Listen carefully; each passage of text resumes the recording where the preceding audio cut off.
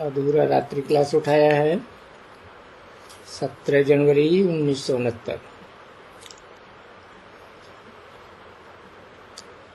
वो सन्यासी बहुत करके मुझे हुए हैं।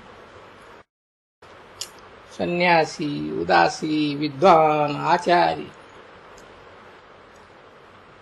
सोचते हैं ये मुरली किसकी है, कौन बजाते हैं। बस कृष्ण का ही नाम ले लिया हुआ है। उनको ये मालूम नहीं है कि ये सभी जो भी मनुष्य मात्र हैं ये सभी पार्टधारी है और एक्टर्स भी अविनाशी हैं। मनुष्य मात्र हैं, जब भी आते हैं, शुरू से आते हैं तो आते तो सभी एक्ट करने के लिए आते हैं। बच्चे पार्ट बजाने आते हैं, शुरू से लेकर के अंत तक आते ही रहते हैं और पार्ट बजाते ही रहते हैं। मुख्य एक्टर्स कौन है, पार्टधारी कौन है, बाकी ये सभी पार्टधारी है। इतने 500 करोड़ ये किसको भी मालूम नहीं है, न ख्याल में है न कभी बुद्धि में है। न उनको कोई ये मालूम है कि ये कोई खेल है बेहद का, ये कोई एक बेहद का ड्रामा है और ये सब एक्टर है। 500 करोड़ मनुष्य कहेंगे, इनको कहेंगे ये सभी एक्टर्स हैं और अविनाशी एक्टर्स हैं। इनका एक्ट या पार्ट कभी भी विनाश नहीं हो सकता है। और ये बात तो किसको मालूम ही नहीं है। बच्चे तो बाप बैठ करके राज की नई नई बातें समझाते तो समझती हैं। अगर एक क्लास की भी मूर्ति मिस, ये मुरली मिस की, तो जैसे ही स्कूल में एब्सेंट पड़ गई, तो एब्सेंट तो नहीं पढ़नी चाहिए ना। स्कूल में जो अच्छे स्टूडेंट्स होते हैं वो क्लास मिस नहीं करते हैं, क्योंकि एब्सेंट पड़ जाती है। और ये तो है बेहद के बाप का स्कूल, उसमें तो जरा भी एब्सेंट नहीं होनी चाहिए, क्योंकि बहुत बड़े से बड़ा स्कूल है और ये बात किसी को मालूम भी नहीं है। दुनिया में कोई एक भी नहीं है जिसको ये मालूम है कि ये जो गीता की पाठशाला कहते हैं ये बेहद का बड़ा स्कूल है और ये 5-5 हजार वर्ष के बाद ये बेहद का बाप आकर के पढ़ाते हैं, हर 5000 वर्ष के बाद। तो ये तो तुम बच्चों को मालूम है ना। सो भी नंबरवार पुरुषार्थ अनुसार शास्त्रों में कुछ भी नहीं लिखा हुआ है। तो जब ये पढ़ाई का पता ही नहीं है कि बाप आकर कब पढ़ाते हैं और कब कब आकर के पढ़ाते हैं, तो पढ़ाई भी रिपीट करते हैं ना बच्चे, तो पढ़ाई भी रिपीट होती है। पढ़ाई से जो स्वर्ग की स्थापना होती है वो भी रिपीट होती है। अब स्वर्ग की स्थापना होती है ये भी बेचारे नहीं जानते। तुम तो सदा वास्तव में जो कुछ भी हो, ये जो पढ़ाई है ये बच्ची बहुत बहुत बहुत बहुत अथाह कमाई है। ऐसे भी है कि पढ़ाई से मनुष्य बहुत कमाते हैं,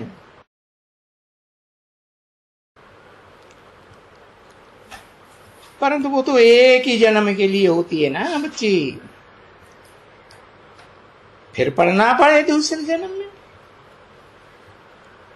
और ये पढ़ाई तो फिर बच्चों को जन्म जन्मांतर के लिए इस पढ़ाई का फल मिल जाता है।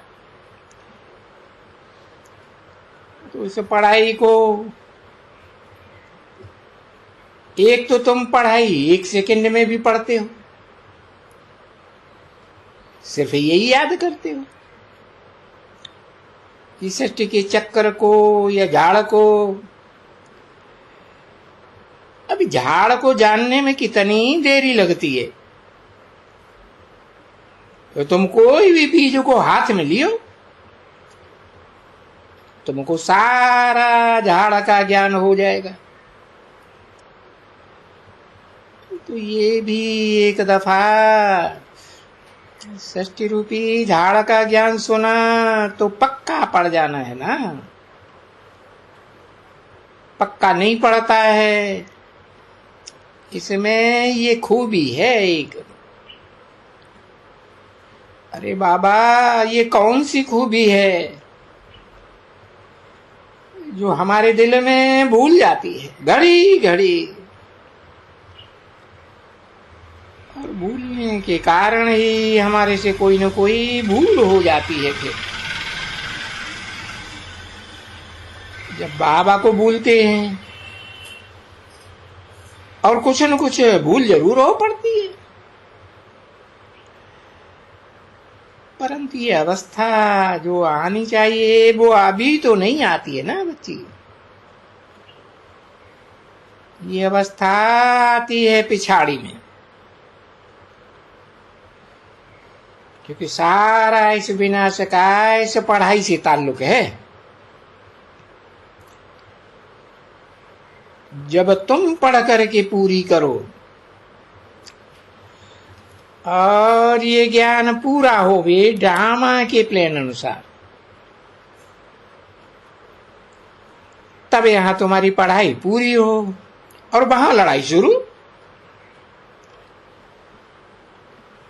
हाँ, इस पढ़ाई का ये सारा लड़ाई के ऊपर मदार है। सारा फिर बाप के ज्ञान के ऊपर रोला है, क्योंकि ज्ञान भी तो है ना। शुरू से लेकर के अंत तक पढ़ाई होती है। स्कूल में बैठते हैं, जब वो दर्जे पूरे होते हैं तो पढ़ाई पूरी हुई।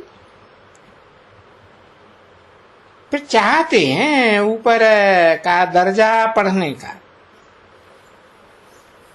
12 महीने में तो पढ़ाई पूरी की ना कोई, फिर दूसरा दर्जा। तो ये तो एक ही दर्जा है, दूसरा कोई दर्जा नहीं। एक ही दर्जा है जो इतना बड़ा टाइम लेता है पढ़ाई में। क्योंकि पढ़ते पढ़ते जब तुम बाबा को याद करते करते जब तुम्हारे में से ये नंबरवार माला बन जाती है, उसके साथ दूसरे का भी इम्तिहान पूरा हो जाता है, तब ये लड़ाई लगती है ना। तो तुम्हारा भी मदार लड़ाई के ऊपर है, लड़ाई का भी मदार तुम्हारे ऊपर। बाप का ज्ञान पूरा हुआ और जल्दी लड़ाई शुरू हो जाएगी और तुम्हारी पढ़ाई पूरी हुई तो जरूर लड़ाई लग जाएगी। बने बनाए ड्रामा की बात है ना बच्ची।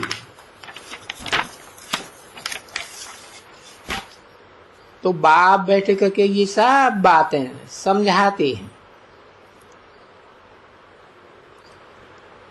17 जनवरी 1969 की रात्रि क्लास का दूसरा पेज। बाप ही समझाते हैं, नहीं तो दुनिया भर में कोई एक भी मनुष्य नहीं है जिनको इन बातों का कुछ भी पता है। सो भी जो कुछ कहते हैं तो बाबा जैसे कहते हैं आटे में लून, कोई कोई है उसमें भी कुछ राज नहीं है। देखो कहते सच्चे हैं, भगवानवाच। अरे पर भगवान किसको कहते हैं वो पता ही नहीं है। सच कहते हैं कि भगवानवाच। मैं तुम बच्चों को राजयोग सिखलाता हूं। अभी राजयोग सिखलाया सो भी तो ठीक है, राजयोग सिखलाता हूं, और राजयोग कैसे सिखलाते हैं वो फिर किसको मालूम ही नहीं है। फिर देखो दिखलाया ना, गीता किसने सुनाई?